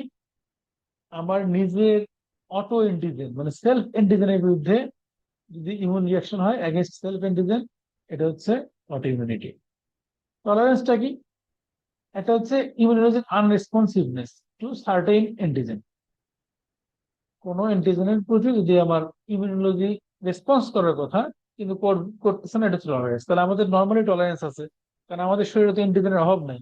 সেলফ অ্যান্টিজেন তো সব কোষেই তো হাজার হাজার কোটি কোটি অ্যান্টিজেন। তো সেটার বিরুদ্ধে আমার ইমিউনোলজি কোনো রেসপন্স হইতেছে না। কারণ কি? কারণ আমার বি সেল টি সেলরা এমন একটা প্রসেসের মধ্যে দিয়ে আসছে যেটাকে আমি শিক্ষিত করে ফেলেছি। থাইমিক এডুকেশন বলি না টি সেলের জন্য, এদেরকে এমনভাবে শিক্ষিত করা হয়েছে, মানে এদেরকে আমার শরীরের যে সেলফ এন্টিজেন, এদেরকে ছোটবেলায় ডেভেলপমেন্টের সময় ওদেরকে এর চেনানো হয়েছে যে বাবা তোমার এইটা এন্টিজেন, এটা তোমার আত্মীয়, এটা তোমার নিজের, এর বিরুদ্ধে তুমি কখনো মারামারি করো না, এটা তোমার ভাই, এরকম। তাই তো টলারেন্স। তাহলে সেন্ট্রাল টলারেন্স আছে, পেরিফেরাল টলারেন্স আছে। সেন্ট্রাল টলারেন্স মানে আমাদের যে সেন্ট্রাল যে লিম্ফয়েড এই কি বলে ইমিউনোলজিটা যে লিম্ফয়েড অর্গান আর কি, বোন ম্যারো এবং থাইমাস, এখানে যে টলারেন্সটা ডেভেলপ করছে, এখানে যে তাকে শিক্ষাটা দেওয়া হয়েছে সেলফ টলারেন্সের জন্য, নিজের অ্যান্টিজেনের বিরুদ্ধে যুদ্ধ না করার জন্য, এটা যে সেন্ট্রাল টলারেন্স। আর পেরিফেরিতে, ধরা যাক বোন ম্যারো থেকে বিসেল যখন বের হয়ে আসছে পেরিফেরিতে, তখন তার কিছু শিক্ষা দেওয়া হয়েছে, যে তখনও তাকে কিছু শেখানো হয়েছে যে এটা এই, এগুলো করা যাবে না। টি সেলের ক্ষেত্রে তাই, থাইমাস থেকে যখন বের হয়ে আসছে তখন। সেন্ট্রাল আর পেরিফেরাল টলারেন্স। আর সেন্ট্রাল টলারেন্স টি সেলের কি আছে? টিসেলের সিলেক্ট করা হচ্ছে কোলোনাল ডিলিশন বলি আমরা, বা নেগেটিভ সিলেকশন। নেগেটিভ সিলেকশন কেন আমরা এর আগে বলেছি আগের ক্লাস, এটা ডিটেলস বলবো না। তাহলে যখন টিসেল ডেভেলপমেন্ট হয় থাইমাসে, তখন তার নিজের অ্যান্টিজেনকে চেনানো হয় যে এটা এই তোমার অ্যান্টিজেন। তো যারা নিজের অ্যান্টিজেনকে চিনে, মানে চিনে বলতে নিজের অ্যান্টিজেনের সাথে রিয়েক্ট করে, চিনে বলতে রিয়েক্ট করে, যে সবাইকে অ্যান্টিজেন প্রেজেন্ট করা হচ্ছে টিসেলের কাছে থাইমাসে, যখন সে বড় হচ্ছে, ডেভেলপমেন্ট হচ্ছে। তো যে নিজের অ্যান্টিজেনকে সাথে রিয়েক্ট করতেছে, বাইন্ড করতেছে, তাদেরকে আমি সিলেক্ট করলাম ওই সময়। এই এরা তো ঝামেলার, এরা নিজের ভাইকে সাথে যুদ্ধ করার প্ল্যান করতেছে। তো নিজের অ্যান্টিজেনকে, আমার শরীরের অ্যান্টিজেনকে যেসব টি সেল চিনতে পারছে, রিয়েক্ট করছে, বাইন্ড করছে, তাদেরকে সিলেক্ট করে করে করে করে ডিলেট করে দিচ্ছে। যে এ ঝামেলা, ও ঝামেলা, ও ঝামেলা, এ ঝামেলা, ডিলেট করে দিচ্ছে। এই যে কোলনটা ধরে ডিলিট করলাম, ওটার নাম ক্লোনাল ডিলিশন। এবং যেহেতু সিলেকশনটা ছিল নেগেটিভ টাইপের, মানে হচ্ছে সিলেক্ট করতেছি মেরে ফেলার জন্য, তাহলে নেগেটিভ সিলেকশন, এটা হচ্ছে নেগেটিভ সিলেকশন। আর কিছু কিছু আছে যারা এরকম সেলফ এন্টিজেনের সাথে বাইন্ড করে, তারা আবার মানে ডিলেট না হয়ে টি রেগুলেটরি সেল হয়ে যায়, রেগুলেটরি টি সেল হয়ে যায়। সেটা হচ্ছে সেন্ট্রালি কিছু হয়, ওরা আবার পেরিফেরিতে একটা কাজ করে। তো মেইনলি টি রেগুলেটরি সেলটা পেরিফেরিতে এসে, ওদের যেহেতু মেইন কাজ, ওই জন্য ওটা আলোচনা হবে হচ্ছে পেরিফেরাল টলারেন্সের মধ্যে, development of T regulatory cell. গেল। এখন আসি central tolerance of B cell. B lymphocyte আমরা বলেছিলাম কিনা কথাটা এর আগে জানি না, রিসেপ্টর এডিটিং হয় সম্ভবত বলেছিলাম, এবং ক্লোনাল ডিলিশন হয়। বি সেল যখন ডেভেলপমেন্ট হয়, ওই যখন বি সেল রিসেপ্টর আমরা বলেছিলাম যে ইমিউনোগ্লোবিন এম রিসেপ্টর থাকে একটা, বি সেল রিসেপ্টর যখন তৈরি হয়, তো যখন ওর কাছে এন্টিজেন প্রেজেন্ট করা হয়, ও যখন এন্টিজেনটাকে দেখে, দেখার পর যদি এন্টিজেনের সাথে বাইন্ড করে একটা ভালো অ্যাফিনিটি নিয়ে, তার মানে তো ঝামেলা, সেলফ এন্টিজেনের সাথে বাইন্ড করে ঝামেলা। কিন্তু টি সেল যেমন এদেরকে ধ্বংস করে ফেলা হয়, কিন্তু বি সেল একটা সুযোগ পায়, সেকেন্ড একটা চান্স পায়, যে তোমাদের একটা সেকেন্ড চান্স দেওয়া হলো, তোমাদের রিসেপ্টর এডিটিং করে নিয়ে আসো, রিসেপ্টর এডিট করে নিয়ে আসো, চেঞ্জ করে নিয়ে আসো। এটা কিভাবে হয় সেটা অন্য আলাপ, সেটা এখানে বলবো না, কিন্তু এই সুযোগটা পায়। মানে আমরা জানি যেটা, এরকম করছে না, ইমিউনোগ্লোবিনের চেহারা এরকম না, লাইট চেইন থাকে আর হেভি চেইন থাকে। তো যখন এ নিজের অ্যান্টিজেনের সাথে এরকম রিয়েক্ট করতেছে, যখন নিজের অ্যান্টিজেনের সাথে সে রিয়েক্ট করতেছে, তখন তাকে একটা সুযোগ দেওয়া হয়, সেকেন্ড চান্স। সেকেন্ড চান্সে এসে মানে কি, লাইট চেইন যেটা, এই যে লাইট চেইন, লাইট চেইনটাকে সে একটু চেঞ্জ করে, চেঞ্জ করে নিয়ে আসে, যে এবার নিয়ে আসছি দেখো ঠিক আছে কিনা। তো চেঞ্জ করার পর যদি দেখে যায় ঠিকঠাক আছে, তাহলে তাকে রেখে দেওয়া হয়, যে ঠিক আছে এখন তো সে চেঞ্জ করছে, এখন আর সেলফ অ্যান্টিজেনকে সে চিনতেছে না। চেঞ্জ করার পর দেখলো যে না, আগের চেয়ে আরো বেশি অ্যাফিনিটি হয়েছে, আগে একটু কম করে বাইন্ড করতে, এখন আরো শক্ত করে বাইন্ড করতেছে, বা চেঞ্জ হয়নি ধরা যায়, তাইলে সেটাকে মেরে ফেলতে হবে, ক্লোনাল ডিলিশন ওই একই সিস্টেম। তাহলে এটা হচ্ছে বিসিএল সেন্ট্রাল টলারেন্স। এখন আসি পেরিফেরাল টলারেন্স। টি সেল পেরিফেরিতে কি হয়, হয়তো পারে clonal anergy, clonal ignorance, development of pre regulatory cell, এগুলো আমরা বললাম। তো ক্লোনাল ডিলিশন তো বুঝলাম, ক্লোনাল এনার্জিটা কি, ক্লোনাল ইগনোরেন্সটা কি? ক্লোনাল এনার্জি হচ্ছে, এই যে আমরা পড়েছিলাম এর আগের ক্লাসগুলোতে, যে B cell T cell stimulation আমরা বলছিলাম না, যে একটা প্রধান স্টিমুলেশন লাগে আর কিছু কো স্টিমুলেশন লাগে, মনে আছে কি? একটা যে T cell receptor MHC two দিয়ে প্রেজেন্ট করলাম চিনলাম, এটা এক জিনিস, বা এমএসসি ওয়ান দিয়ে প্রেজেন্ট করলাম চিনলাম, আর এটা হচ্ছে কিছু কোর স্টিমুলেশন লাগে, মানে যেমন বি7 আর CD28, CD40 আর CD40 জি ভাইয়া লাইগেন্ড, মনে আছে। এগুলো মনে আছে। Yes yes. এইরকম টি সেল যদি তার কো স্টিমুলেশন না পায়, সে ঠিকই আছে সবকিছু নিজের অ্যান্টিজেনকে সে চিনতেছে, কিন্তু কো স্টিমুলেশন পাইলো না, তাইলে এটা হচ্ছে চুপচাপ বসে থাকবো, পাওয়া না পাওয়া সমান কথা। এটা হচ্ছে ক্লোনাল এনার্জি। আর ক্লোনাল ইগনোরেন্স হচ্ছে, যে হ্যাঁ অ্যান্টিজেনকে সে চিনে, সেলফ অ্যান্টিজেনকে, কিন্তু সেই অ্যান্টিজেন শরীরে খুবই সামান্য পরিমাণে থাকে, নর্মালি ন্যাচারালি এটাকে সে ইগনোর করে দেয়, মানে আসলে খুব মানে কম থাকে, যে ওটা আসলে ইমিউন ইমিউনিটি মানে ইমিউনিটি রিয়েকশন করতে পারে না। বি সেলের পেরিফেরাল টলারেন্স কি, ওই ক্লোনাল এনার্জি, একই কথা, কো স্টিমুলেশন না পাইলে, এটাই মূল কথা আর কি। তো আমরা মনে হয় টলারেন্সটা বুঝলাম এইভাবে, তাদেরকে সেলফ অ্যান্টিজেন চেনানো হয়, চেনানোর এরকম বিভিন্ন প্রসেস আছে। এই যে এটা হচ্ছে ফিগার, এটা একটু দেখে নিলে আমার মনে হয় বুঝে যাবেন। এই যে, এই যে বি সেল, এই যে বি সেল ডিলিট হইতে পারে, অথবা রিসেপ্টর এডিট করে আসো, যাও রিসেপ্টরটা এডিট করে আসো, এডিট করে আসার পর ঠিক আছে, হ্যাঁ আর কোনো ঝামেলা নাই, সে টিকে থাকলো। এই যে টি সেল কোনো স্টিমুলেশন পায় নাই, সে যে এনার্জি হয়ে গেল, সে রেসপন্ড করবে না, অথবা ডিলিট হবে, এটাই তো সিস্টেম। কোনো, এই যে বি সেল টি সেল থেকে কোনো হেল্প পায় নাই, মানে হচ্ছে কোনো স্টিমুলেশন নাই, কোনো হেল্প নাই, এটা হচ্ছে এনার্জি। এ বানানটা তো এ দিয়ে, হ্যাঁ। অথবা সাপ্রেসর টি সেল, এই রেগুলেটরি টি সেল, সে যদি সাপ্রেস করে টি সেল, বি সেলকে, রেগুলেটরি টি সেল তো বললামই, যে যে ডেভেলপমেন্টের সময় সে অ্যান্টিজেনকে ঠিকই চিনছে, সেলফ অ্যান্টিজেনকে চিনে, চেনার পরে এই টি সেলটা ডিলিট হয়ে গেছে, কিন্তু এই টি সেলটা কোনো কারণে অ্যান্টিজেনকে চেনার পরে সে ডিলিট না হয়ে এসে রেগুলেটরি টি সেল হয়ে গেছে, বেঁচে আছে।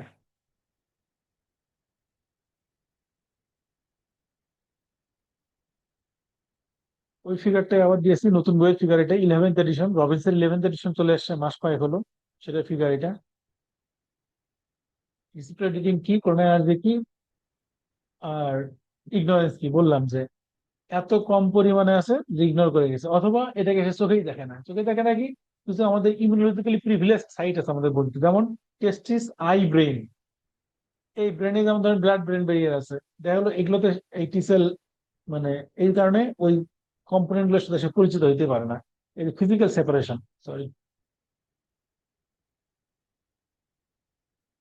এই যে ব্লাড ব্রেন ব্যারিয়ারের কারণে অথবা খুবই স্মল অ্যামাউন্টে আছে যে ওটা চিনতেইছে না।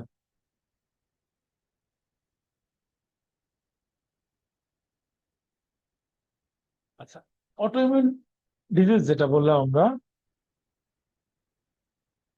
ফ্যাক্টর কারা, মানে কারা এই অটোইমিউনিটি ঠিক করে দেয় যে সে এটা এই জিনিসটা অটোইমিউন হবে নাকি হবে না? একটা হতে পারে যে জেনেটিক ফ্যাক্টর, এটা আমরা জানি, এই সেলে নন এই সেলের জিন। তবে মেইন এই সেলের জিনটা আমরা আগেও বলেছি, এই সেলে মানে কি হিউম্যান লিউকোসাইট অ্যান্টিজেন বা এমএইচসি যে জিনগুলো পড়ছিলাম, আমরা জানি না যে এই সেলের সাথে কিছু মানে স্পেসিফিক ডিজিজ আছে, এগুলো আমরা গত ক্লাসে বলেছি, এই জন্য এটা বলবো না। হরমোন যেমন ইস্ট্রোজেন, ইস্ট্রোজেন করে কি কিছু কিছু স্ট্রাকচার চেঞ্জ করে দিতে পারে, তখন এই যে তারা অটো ইমিউন হিসেবে কাজ করতে পারে। কিছু ইনফেকশন, এই ইনফেক্টিভ অর্গানিজম গুলো স্ট্রাকচারকে চেঞ্জ করতে পারে, ফলে অটো ইমিউন মানে সেলফ এন্ডিজেন মানে এন্ডিজেনটাই তখন ইমিউনিটি ইমিউন রিয়াকশন দেয়। আর মেকানিজম কি অটো ইমিউন ডিজিজের, এই চারটা পাঁচটা টার্ম অবশ্যই মনে রাখতে হবে সবসময়।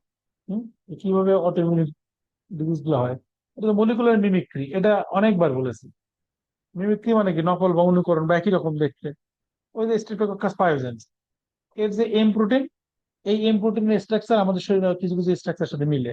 এম প্রোটিন স্ট্যান্ডগুলো তৈরি হলে সে ওই স্ট্রাকচার গুলোকে মনে করে এম প্রোটিন, গিয়ে ওখানে ঝামেলা হয়। এই যে বলছিলাম যে জিবিএস মানে গিয়েন বারি সিনড্রোম, গুলেন বারি না কিন্তু ওর উচ্চারণ হচ্ছে গিয়েন বারি সিনড্রোম, রিটার সিনড্রোম, এই যে শিগেলা বা ক্যাম্পাইলোব্যাক্টার, ওই অর্গানিজম গুলো একই ঘটনা, ওদের যে স্ট্রাকচার আছে সেটার একটা সিমিলারিটি আছে। ওই আমার সেই সব জায়গায় ঝামেলাগুলো হবে ইউভিয়া বা এগুলোতে।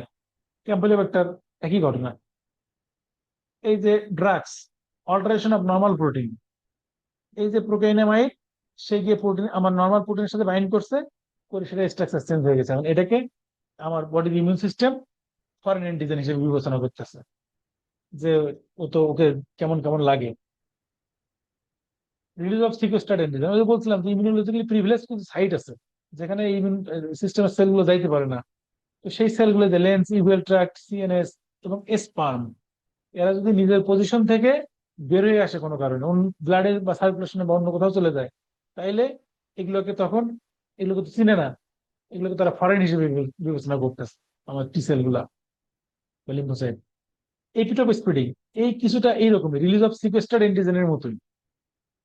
এটা হচ্ছে একটা অ্যান্টিজেন এক্সপোজ হয়েছে, সিকোয়েস্টার্ড অ্যান্টিজেন, তার সাথে তার কারণে কিছু ইমিউন ডিস্ট্রাকশন হয়েছে, ডিস্ট্রাকশন পর ওই সেল আরো ধ্বংস হয়ে আরো নতুন নতুন, আগে তো একটা অ্যান্টিজেনকে চিনছে, এখন ওই সেল ধ্বংস হয়ে আরো নতুন নতুন অ্যান্টিজেন ছেড়ে দিচ্ছে বাজারে, নতুন নতুন যেটা আগে দেখে নাই। তাহলে একটা এপিটোপের সাথে কাজ করতেছিল, এখন আরো নতুন নতুন এপিটোপ পেয়ে নতুন নতুন ভাবে আরো ডিস্ট্রাকশন হতেছে, এর নাম হচ্ছে এপিটোপ স্প্রেডিং। আর রেগুলেটরি টি সেল যদি কাজ না করতে পারে, রেগুলেটরি টি সেল থামায় রাখতেছিল টি সেল টেল গুলোকে, বি সেলকে সে আর থামাইতে পারতেছে না, যদি এরকম হয় সে নিজে কাজ করতে পারছে না, তাইলে যারা চুপচাপ ছিল তার কারণে তারা আগে যাবে। তাহলে এই হচ্ছে মোদ্দা কথা অটোইমিউনিটি। মলিকুলার মিমিক্রি হইতে পারে, তারপর হচ্ছে নর্মাল প্রোটিন ছিল স্ট্রাকচার চেঞ্জ হয়ে গেছে ড্রাগস দিয়ে বা কোনো ইনফেক্টিভ অর্গানিজম দিয়ে, কোনো কিছু স্ট্রাকচার চেঞ্জ হয়ে গেছে, অথবা সিকেস্টার অ্যান্টিজেন রিলিজ হয়েছে, এপিটোপ স্প্লিডিং হয়েছে। এই হচ্ছে অটোইমিউনিটির ঘটনা। এগুলো সব লেখা আছে, আপনি একটু পড়লেই বুঝবেন। এই জিবিএস এ কোনটা কি সব লেখা আছে, হ্যাঁ, কোন স্ট্রাকচার সাথে সিমিলারিটি, অটোইমিউনিটি যে কোনটা কি, কার বিরুদ্ধে তৈরি হয় এখানে লেখা আছে মোটামুটি। রিসেপ্টর বিরুদ্ধে কার কার, এটা মনে হয় না বলা লাগবে। এর অনেকগুলো ঘটনায় আমি হচ্ছে এই হাইপার সেন্সিটিভিটি পড়াতে গিয়ে ব্যাখ্যা দিয়ে দিছি, এটা দেখে নেবেন। ইমিউনোডেফিসিয়েন্সি, আমরা কি ব্রেক নিবো একটা, নাকি চালা যাবো? রেসপন্স করেন একটু, ব্রেক নিবো নাকি চালা যাবো? আছেন কেউ নাকি আপনার নাই? ইচ্ছা। আপনি যেটা ভালো মনে করেন। আচ্ছা, তাহলে চালাই আর কি। তো ইমিউনোডেফিসিয়েন্সি হচ্ছে, এটা তো আর বলার কিছু নাই, যে আমার ইমিউনিটি আরেকজনের চেয়ে কম। কেন কম, তার অনেক কারণ থাকতে পারে। এমনি তো কম বেশি থাকেই, ম্যান টু ম্যান তো ভ্যারি করে, কিন্তু এটা বেশি কম আর কি, মানে ডিজিজ কন্ডিশন। তাহলে এই চারটা কম্পোনেন্ট যদি আমাদের ইমিউনিটির মেইন যে চারটা component, B cell, T cell, complement, phagocyte, এই চারটারই ঝামেলা হতে পারে। হ্যাঁ। তো এই ডেফিসিয়েন্সি আমরা ভাগ করি দুই ভাগে, প্রাইমারি আর সেকেন্ডারি। প্রাইমারি মানে আমাদের কনজেনিটাল, জন্ম থেকে নিয়ে এসেছি। আর এটা সেকেন্ডারি বা অ্যাকোয়ার্ড, যেটা পরে হয়েছে। মোস্ট ইমিউনো ডেফিসিয়েন্সি হচ্ছে অ্যাকোয়ার্ড, অ্যাকোয়ার্ড ইমিউনো ডেফিসিয়েন্সি। যেমন একটা নাম বলেন তো, অ্যাকোয়ার্ড ইমিউনো ডেফিসিয়েন্সি হয়, বলেন। সরি, প্রথম স্প্লিনে থেকে একটুমি করলে। আরে স্প্লেন তুমি পরে বাদ দেন। হিউম্যান কি বলে, ইমিউনো ডেফিসিয়েন্সি ভাইরাস, এইচআইভি কি করে? Acquired immuno deficiency syndrome. এটার কথাই বললাম, নামই তো acquired immuno deficiency syndrome, AIDS. তাহলে অ্যাকোয়ার্ড হচ্ছে কমন, হ্যাঁ স্পেকট্রাম করলে হতে পারে। তাহলে অ্যাকোয়ার্ড হচ্ছে মোস্টলি, কিন্তু আমরা আলোচনা করব একটু সামান্য করে কনজেনিটাল গুলা। ঠিক আছে। এখানে একটা ফিগার আছে কনজেনিটাল ইমিউনো ডেফিসিয়েন্সি। সেটা হচ্ছে এই যে বি সেলের, আমরা বললাম না বি সেলের ঝামেলা হতে পারে, টি সেলের ঝামেলা হতে পারে, combined B cell T cell deficiency ঝামেলা হতে পারে, কমপ্লিমেন্টের হতে পারে, ফ্যাগোসাইটের হতে পারে, এই চারটায়। হ্যাঁ। তো যেহেতু ইমিউনো ডেফিসিয়েন্সি সম্ভবত এত লাগে না পরীক্ষায়, সেই কারণে আমরা বলবো না এত এত বেশি করে, শুধু নামগুলো আর একটু করে বলে যাই, যাতে পরবর্তীতে পড়তে গেলে বা যদি কারো যদি এক্সট্রা লাগে তার যাতে সুবিধা হয়। এই যে বি সেলের একটা লেখছি বুটনস, হ্যাঁ, এগামা গ্লোবুলিনিমিয়া।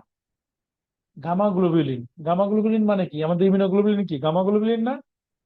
আলফা গ্লোবুলিন আছে, বিটা গ্লোবুলিন আছে, গামা গ্লোবুলিন আছে। আমাদের যে ইমিউনোগ্লোবুলিন যেগুলো আমরা পড়ি, ইমিউনোগ্লোবুলিন এম, ডি, জি, ই, এ, সব হচ্ছে গামা গ্লোবুলিনের টাইপ। আর এই গ্লুটনস গামা গ্লোবুলিন, তার মানে এ মানে অ্যাবসেন্ট বা কম, যাই হোক।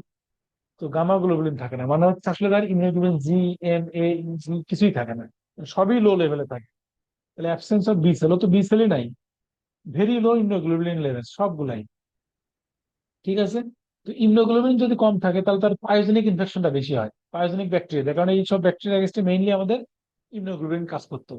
তাহলে তার পায়োজেনিক ইনফেকশনটা বেশি হবে। তারপর যদি বলি যে না, অ্যাগামা গ্লোবুলিনেমিয়া না, তার একটা সিলেক্টিভ ডেফিসিয়েন্সি থাকতে পারে। Selective, selective immunoglobulin deficiency. Selective immunoglobulin deficiency কখন থাকবে, কি সমস্যা হইলে?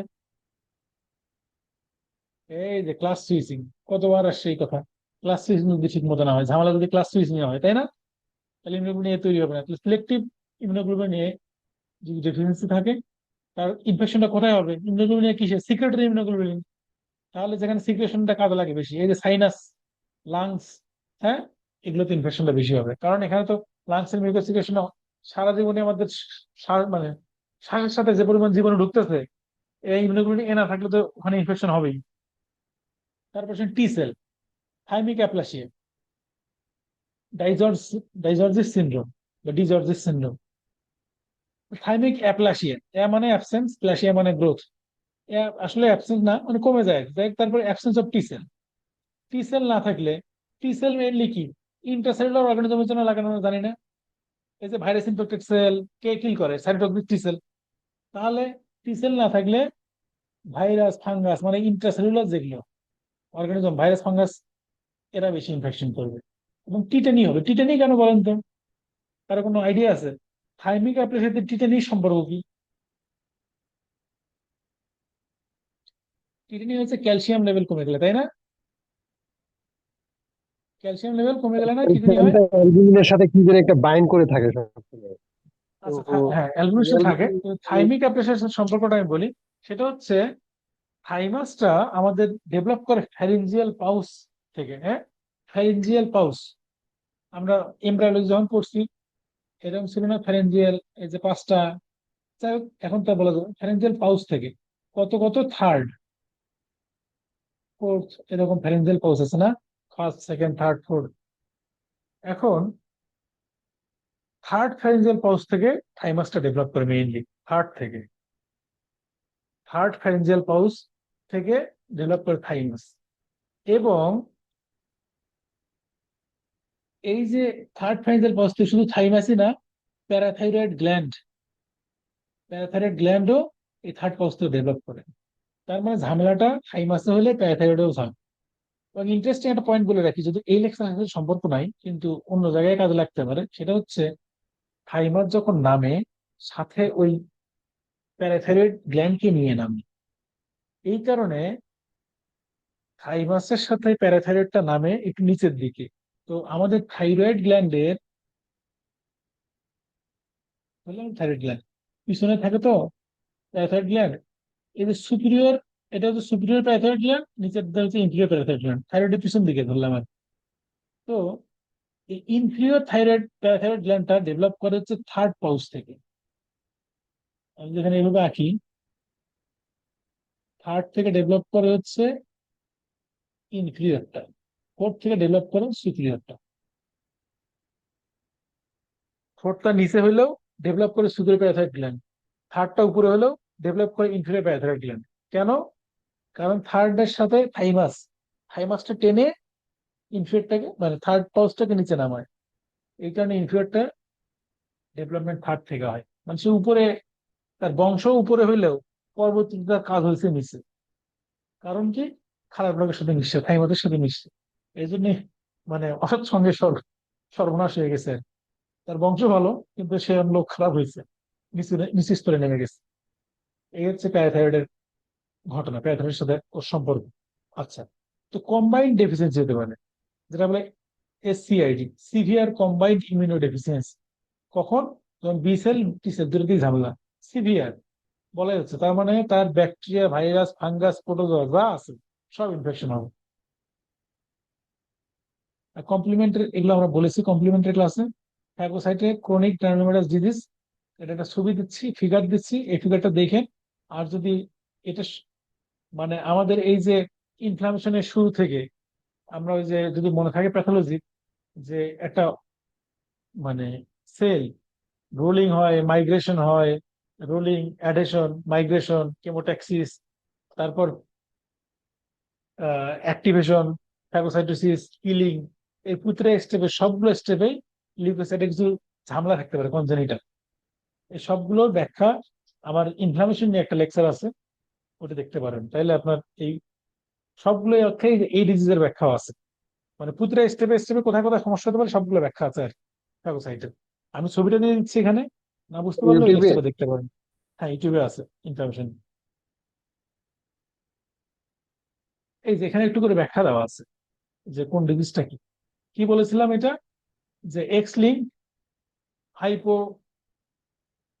গামা গ্লোবিলিনেমিয়া বা ব্রুটনস গামা গ্লোবিলিনেমিয়া। হ্যাঁ, গামা গ্লোবিলিন থাকবে না মানে কি? সবগুলো গ্লোবিলিনের সমস্যা, all absence of B cell, female carriers আর ইমিউনোলজিক্যালি নর্মাল। হ্যাঁ, এক্স লিঙ্ক পাইছেন সম্পর্কটা? এক্স লিঙ্ক যেহেতু, তাহলে ফিমেল ক্যারিয়ারের সাধারণত নর্মাল থাকবে। তবে একটা কোশ্চেন করে দেই, এই যে এক্স লিঙ্ক ডিজিজ যেহেতু, এই জন্য তো ফিমেল ক্যারিয়ার হয় সাধারণত, মেলরা সাফারার হয় এক্স লিঙ্ক ডিজিজ গুলা, ডিসিজ। তো ফিমেলরা কি ক্যারিয়ার, যেটা মানে একটাই হেটারোজাইগাস কন্ডিশন, ধরে এক্স লিঙ্ক যেহেতু রিসিসিভ ডিসঅর্ডার, ফিমেল কি সাফারার হইতে পারে কিনা, এটা একটা কোশ্চেন হয়ে গেল। হইতে পারে কিন্তু খুব কিভাবে? রেয়ার। কিভাবে? এক্সপ্লেনেশন কি? যদি আমার জাস্ট মনে পড়তেছে যে আপনার ওই হ্যাঁ রাশার যে জার ছিল, ওই যে হিমোফিলিয়া, তার হ্যাঁ হ্যাঁ হ্যাঁ, আম, তার তো ছেলের হিমোফিলিয়া ছিল। তার ওই সেলের ছিল, হ্যাঁ। হ্যাঁ, কিন্তু তার মেয়ে, অনেকে বলে যে তার মেয়েরও বলেছিল। হ্যাঁ, অনেকেই তাহলে বলে। এটা খুব হ্যাঁ, অনেক কথাবার্তা খুব আছে রাশিয়ান সেলের, সে রাসপুতিন না, রাসপুতিন, রা- রাসপুতিনের স্ত্রী আছে রাস না? হ্যাঁ, রাসপুতিন হ্যাঁ, আপনার ওই জারের জারের ওয়াইফ হইতেছে রাসপুতিনকে রাখছিল হচ্ছে ওই ছেলেটাকে হেল্প মানে বলা করার হয় যে জন্য, রাসপুতিন নাকি এই রোগ ভালো করে দিতে পারতো। রোগ ভালো করে দিতে পারতো। হ্যাঁ, হ্যাঁ। হ্যাঁ, এরকম একটা কথা হয়েছিল আর কি। আসলে ও ইন্টারেস্টিং ব্যাপার হচ্ছে এই হিমোফিলিয়া যেহেতু এই যে রাশিয়ান ফ্যামিলিতে, ফ্রান্সের ফ্যামিলিতে, মানে মূল শুরুটা হয়েছিল হচ্ছে ইয়াতে, ইংল্যান্ডে। অ্যালিস মনে হয়, প্রিন্সেস অ্যালিস বা ভুলে গেছি, ওই ভদ্র জি মহিলার হ্যাঁ। থেকে রাশিয়ান আর ফ্রান্সের ইয়েতে যায় আর কি, ছড়ায় যায়। এই জন্য এটাকে বলা হতো রয়্যাল ডিজিজ, হিমোফিলিয়াকে বলা হয় রয়্যাল ডিজিজ। হিমোফিলিয়া নিয়ে আমি একটা শেয়ার করবো না, আপনি দেখেন আমার লেখাই আছে একটা এটা নিয়ে। তো হইতে পারে আর কি লিওন হাইপোথিসিস এবং বারবডি কি, এটা নিয়ে আপনি যদি পড়ালেখা করেন তাহলে বুঝবেন যে কেন হইতে পারে।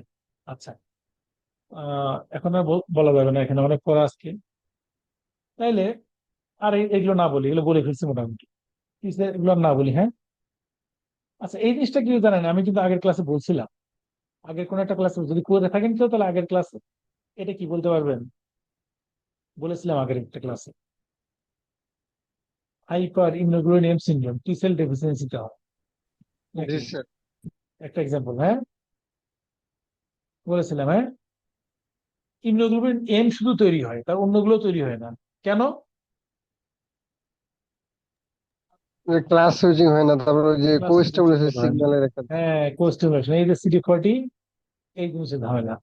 আমরা বলছিলাম যে CD40 হেল্প লাগে, বি সেলের যদি ক্লাস সুইচিং হইতে চায়, মেমোরি সেল তৈরি হইতে চায়, CD40 এই জিনিসটা লাগে। এগুলো তো কোরিলেট করবেন। এই যে ইন্টারলিউকিন 12 রিসেপ্টর ডেফিসিয়েন্সি, 12 ঘাটতি থাকলে কি হবে? একটু আগে আমরা বলেছি 12 কাজটা কি মনে পড়ে? টিভিতে বললাম না, গ্রানুলোমা ফরমেশনে বললাম না 12 এর কাজ কি? 12 এর ঘাটতি থাকলে তার এই ঘটনা ঘটবে, বলছি কিন্তু। ইন্টারলিউকিন 12 ইন্ডিউস পাথওয়ে, কম্বাইন্ড, এগুলো না বলি, জাস্ট নামটা লেখা আছে। আচ্ছা, এটা একটা ইন্টারেস্টিং ঘটনা বলি। Severe combined immunodeficiency, severe combined immunodeficiency, এই ঘটনাটা দেখেন তো, এটা ব্যাখ্যা কি দেখেন তো,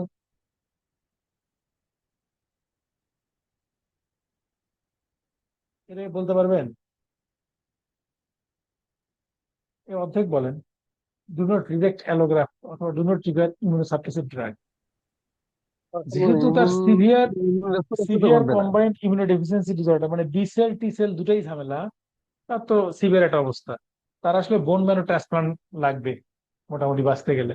আর ম্যারো ট্রান্সপ্লান্ট করতে গেলে আমাদের যে কোনো কিছুতেই তো ট্রান্সপ্লান্ট করতে গেলে তো রিজেকশন হয় না, ট্রান্সপ্লান্ট রিজেকশন, কিন্তু এর হয় না, কারণ এর তো বিসেল টিসেল কিছুই নেই, রিজেক্ট করবে কি?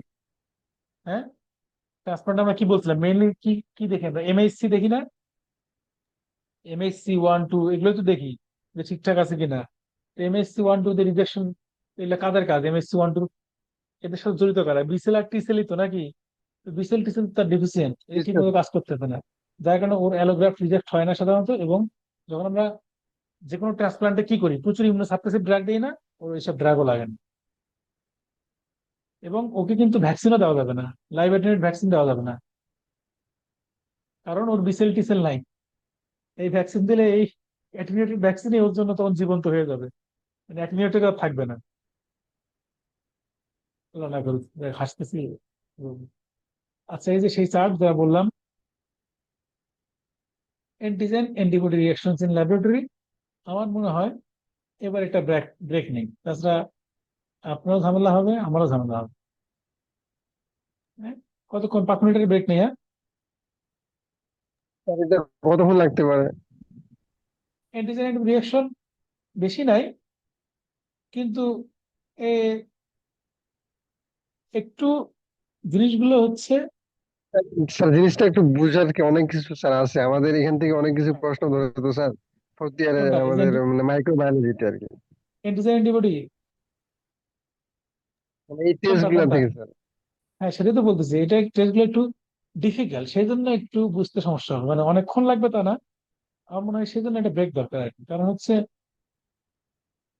আর শেষে ইচ্ছা আছে যে পুরাটা একটা রিভিউ দেওয়ার জন্য, পুরা সেটা যদি হয় দিব, না হলে অন্তত আমরা খুব বেশি ডিটেলস বলবো না, কিন্তু জিনিসগুলো একটু জটিল, এই জন্য একটা ব্রেক নেন, আমার মনে হয় এটা ভালো হবে।